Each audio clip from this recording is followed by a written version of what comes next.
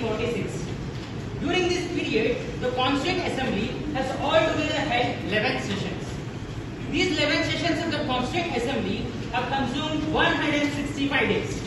Out of these, the Assembly spent 114 days for a consideration of the draft constitution. Coming to the drafting committee, it was elected by the Constituent Assembly on 29 August 1947. Since August 30th, it sat for 141 days, during which it has engaged in the preparation of the draft constitution. Mr. Nazaruddin Ahmad, who has found a new name for the drafting committee, he calls it a drifting committee. Mr. Nazaruddin has no doubt to please with his state, but he evidently does not know that there is a difference between drift without mastery and drift with mastery. If the drafting committee was drifting, it was never without mastery of the situation. It was not merely angling with the off chance of catching a fish. It was searching in non-waters to find the fish first after. I'm glad to find that with the exception of a solitary member, there is a general consensus of appreciation from the members of the Constituent Assembly of the work done by the drafting committee.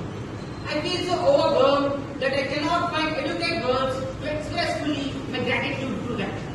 I came into the Constituent Assembly with no greater aspiration than to safeguard the interest of the scheduled caste. I had not the remotest idea that I would be called upon to undertake more responsible functions. The credit that is given to me does not really belong to me. It belongs partly to Sir Medical Narasimha Rao, the Constitution Advisor to the Constituent Assembly, who prepared a rough draft of the Constitution. The much greater share must go to Mr. S.L. Mukherjee, the Chief Draftsman of the Constitution.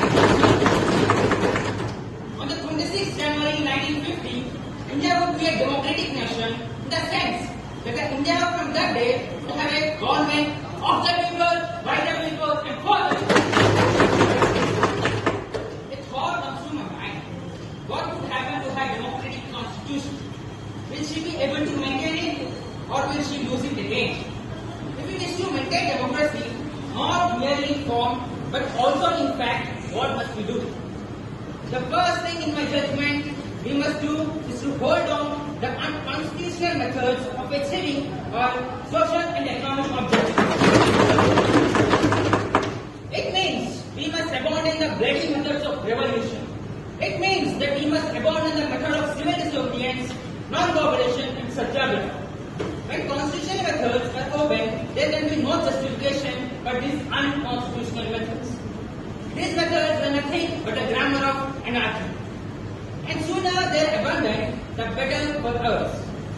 The second thing we must do is to observe the caution which John Stuart Mill has given to all who are interested in the maintenance of democracy.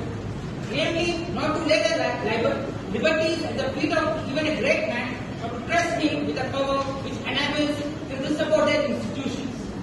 This caution is far more necessary in the case of India than in the case of any other country. For in India, bhakti or what may be called the path of devotion or hero worship plays a part in its politics unequal in magnitude by the part it plays in the politics of any other country in the world.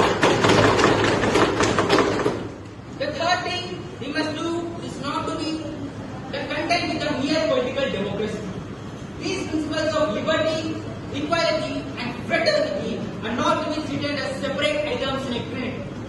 Liberty cannot be diverged from equality. Equality cannot